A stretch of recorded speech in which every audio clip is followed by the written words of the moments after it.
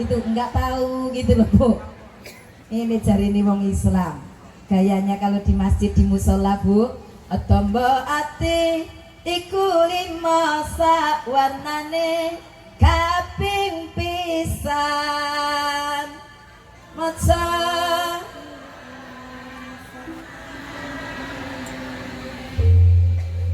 temenan itu kaping pisan nonton TV sakubare.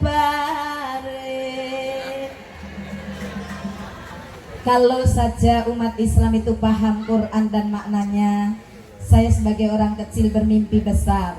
Indonesia ini pasti mulai dulu sampai kapanpun akan menjadi negeri yang baldatun thayyibatun wa rabbun ghafur. Masalahnya banyak orang Islam tapi sedikit yang paham Islamnya. Nggak boleh marah ya, itu kita evaluasi diri kok. Banyak orang Islam tapi sedikit yang paham tentang Qurannya. Maka hari ini kita ngecas baterai bareng-bareng untuk bisa memahamkan diri kita tentang agama Islam kita ini. Bagaimana kita diajarkan Islam itu mengasihi bukan membenci. Islam itu mengajak tidak pernah mengejek. Islam itu merangkul tidak pernah memukul. Islam tidak pernah mengajarkan kekerasan. Islam tidak mengajarkan radikal. Islam itu agama Rahman Rahim, agama kasih sayang. Islam tidak pernah radikal. Islam bukan teroris dan teroris itu bukan Islam. Betul? Islam itu rahmatan lil alamin. Itulah sebabnya kenapa saya dulu tertarik Islam. Saya masuk di agama Islam, saya berakidah Islam, menjalankan syariat Islam, karena Islam konsepnya yang indah, rahmatan lil alamin. Kalau diterapkan di Indonesia, subhanallah, Indonesia yang dalam koridor dikatakan subhanallah, orang luar negeri itu memandang Indonesia itu seperti surga. Betul? Bukan lautan hanya loh, ngeten iki nek lagu nggih cepet nyaut. Nek ayat Quran suwene gak betah. Bukan lautan hanya kolam susu, kail dan jala cukup menghidupimu. Tiada topan, tiada badai. Cari sopo? Akeh gunung watu, akeh lahar, akeh banjir. Maka hari ini bulan Syawal ini, ayo monggo kula panjenengan evaluasi bagaimana tadi evaluasi diri kita kepada Allah dan kepada sesama manusia. Bulan Ramadan artinya membakar.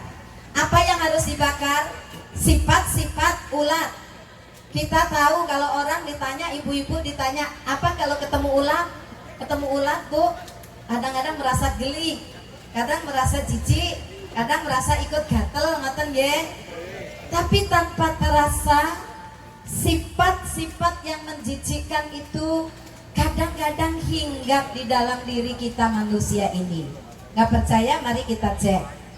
Sikap sifat yang tidak bagus, kotoran hati. Apa saja? Takabur, sombong, ujub, ria, iri, dengki, fitnah, hasud, dendam di dalam hidup ini. Dan kalau sifat ini berkembang, persatuan dan kesatuan, silaturahim tidak akan bisa terbentuk dengan manis. Betul? Orang sombong gak disukai orang, Allah juga gak suka. Orang pinter sombong, orang kaya sombong, Allah benci. Lebih benci lagi, melarat sombong lagi. Jadi ini kaidahnya. Itu menghalangi terjadinya silaturahim.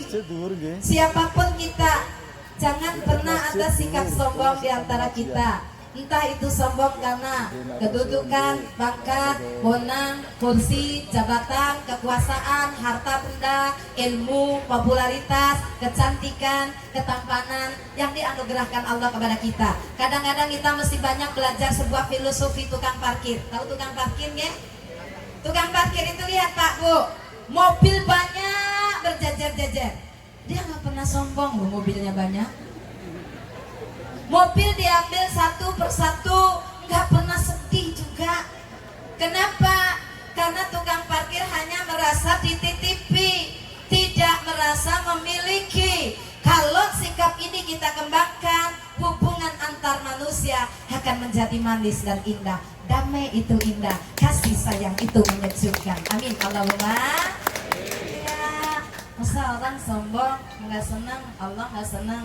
La yadkhulul jannah, tidak akan pernah masuk surgaku, kata Allah. Maka fi qalbihi, barang siapa di dalam hatinya khardalati min kibri, ada perasaan sombong walaupun sedikit. Betul? Kenapa? Orang itu kalau sombong, kenapa tidak bisa menjalin hubungan dengan bagus? Karena orang sombong tidak pernah bisa menghormati dan menghargai orang lain. Betul? Padahal yang diperintahkan kita ini menghargai. Jangan minta dihormati, jangan minta dihargai. Semakin kita ingin dihargai, semakin kita ingin dihormati, semakin kita ingin dipuji, hasilnya sama dengan sakit hati. Betul? Betul. Iya. Bahagia itu ketika kita bisa menghormati orang lain. Bahagia itu ketika kita bisa menghargai orang lain. Dan tidak usah minta sama Allah, karena hidup itu pada hakikatnya adalah tanam panen. Ketika kita menghargai orang lain akan menghargai kita. Betul? Ini dia poin pertama atau enggak, atau dasar silaturahim, harus punya akhlakul karimah. Jadi apa? Mari kita kembangkan sikap tawadhu, rendah hati. Masya Allah, ya. Sebuah proses. Allah sudah sediakan kok surga bagi kita. Tinggal kita mau masuk tidak, gitu. Wasari'u ila maghfiratin min rabbikum wa jannah arduhas samawati wal ardh uiddat lil muttaqin.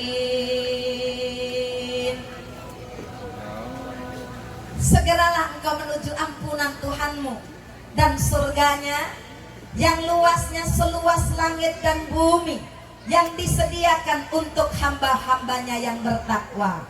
Semoga kita termasuk di dalamnya. Alhamdulillah, ya.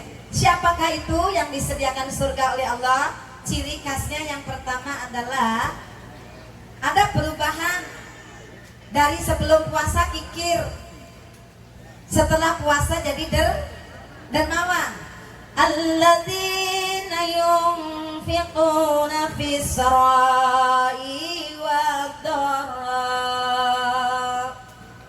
senang membelanjakan hartanya di jalan Allah, baik dalam waktu luang ataupun dalam waktu sempit. Kita datang bukan sekedar berjabat tangan, tapi kita datang meringankan beban orang lain.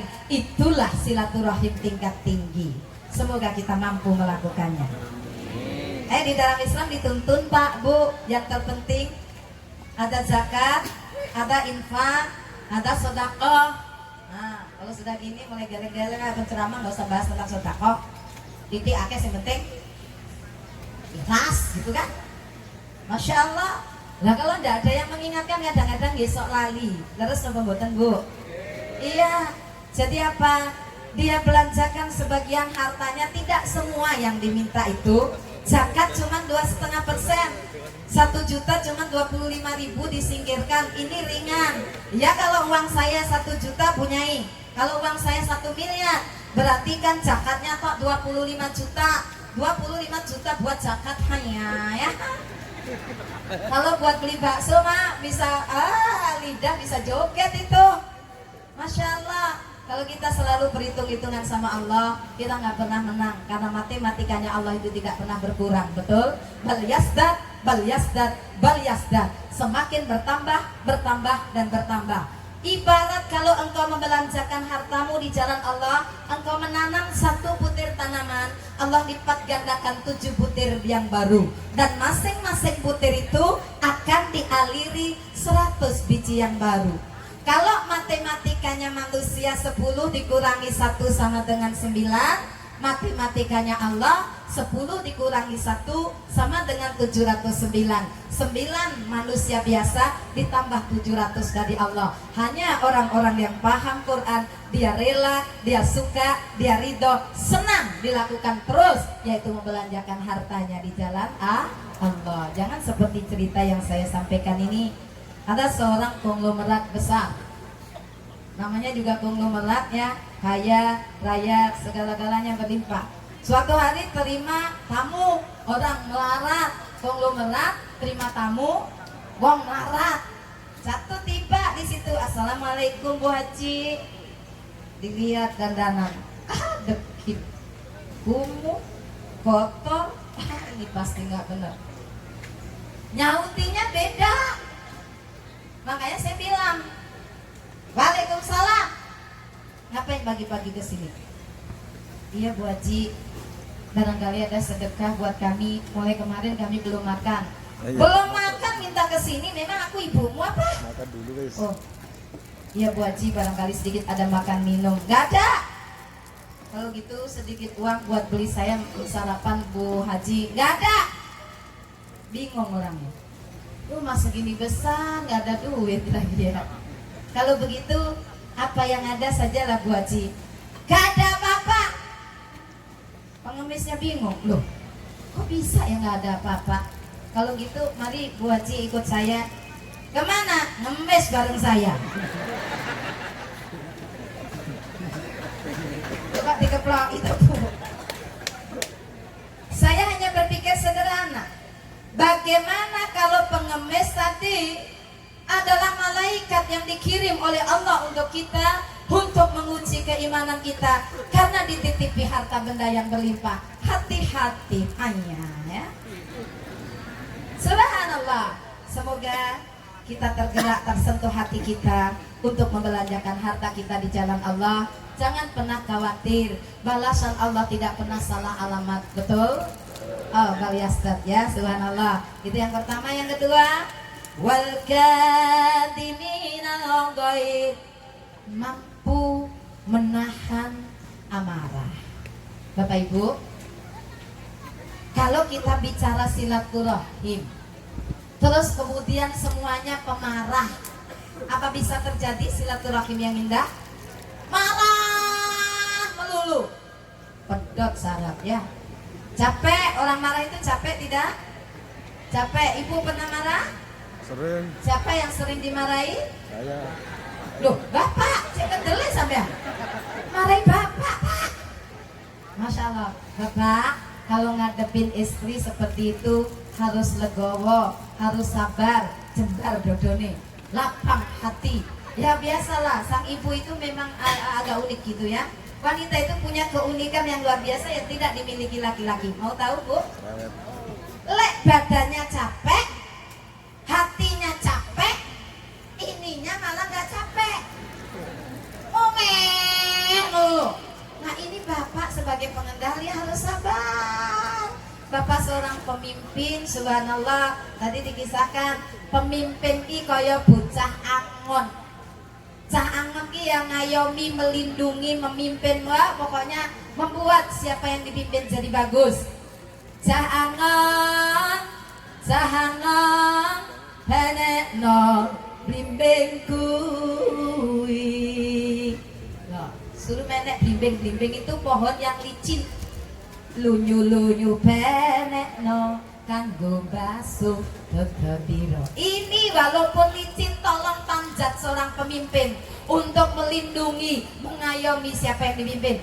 Boleh nggak kalau kita berdoa bareng-bareng, yaitu semoga beliau Bapak Maijen Subianto kelak jadi pemimpin di Kaltim ini. Amin, amin, Allahumma amin ya Allah. Harapan besar, kebanggaan orang Tulungagung juga dong. Allahu Akbar. Segala sesuatu itu kalau Allah sudah memastikan kun fayakun, betul? Amin, amin, Allahumma. Saya amin. Saya itu ikut bangga terus terang ya Allah.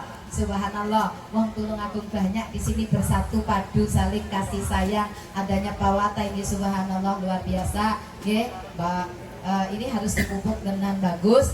Pawata ini akan semakin besar apabila